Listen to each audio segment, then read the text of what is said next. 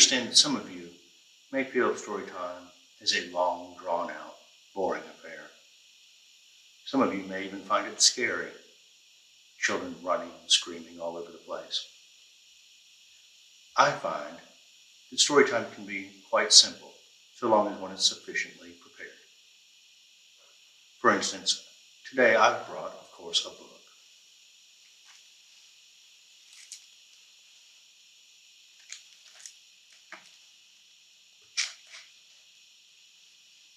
A sensible snack,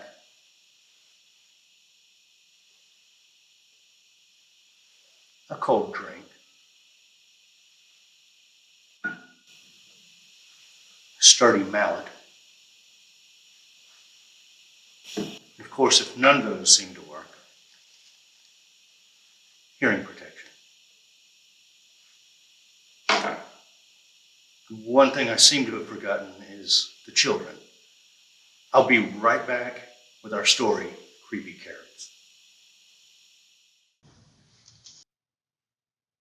Today we bring you a story about carrots. Creepy carrots. The words are by Aaron Reynolds, and the pictures are by Peter Brown.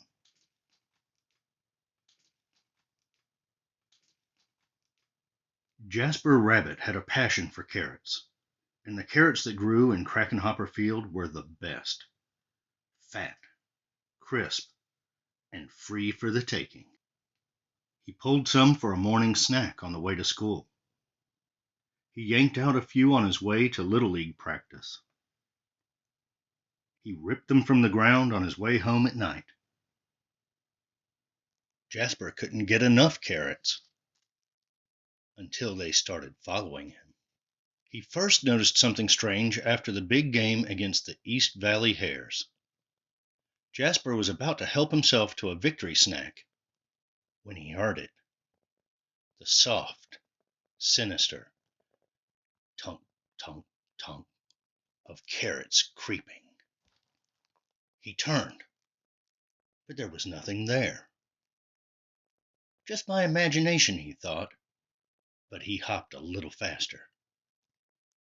That night, as he was brushing his teeth, there they were. Jasper whipped around, but nothing. He laughed at himself, picked his toothbrush off the floor, and went to bed quickly. The next morning he approached Krakenhopper Field slowly. He reached for 2 wild carrots.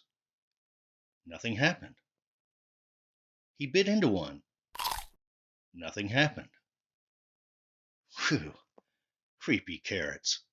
It was ridiculous. But when he arrived home that evening, "Mom! Mom!" Jasper screamed. "Creepy carrots! In the shed!" His mom opened the door slowly. There weren't any carrots, not even the regular kind. "There are no such things as creepy carrots," Mom said, shaking her head. Later that night, as Jasper lay in bed, he heard it. Breathing. Terrible, carroty breathing. And there, on his wall, "Creepy carrots!" he shouted. "Dad! Dad!"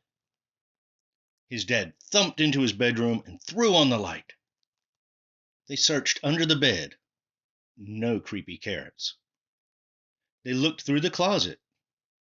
No creepy carrots. They opened the dresser drawers. No creepy carrots. "Just a bad dream, son," his dad said, shaking his head. "Now go to sleep." That wasn't going to happen. By the end of the week, Jasper was seeing creepy carrots creeping everywhere. Jasper knew his parents were wrong. Creepy carrots were real, and they were coming for him. But they couldn't get him if they couldn't get out. Jasper hatched a plan. First thing on Saturday, he grabbed supplies and headed to Krakenhopper Field.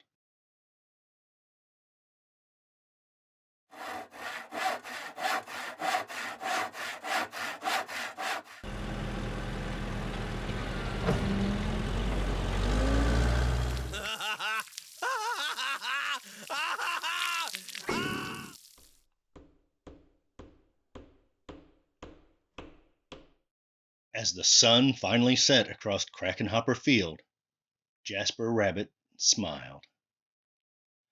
On his way home, there was no tunk, tunk, tunk. There were no carrot-shaped shadows. His plan had worked. No creepy carrots would ever get out of that carrot patch again. And as the sun finally set, the carrots of Crackenhopper Field cheered. Their creepy plan had worked. They were sure of it. Jasper Rabbit would never get into that carrot patch ever again.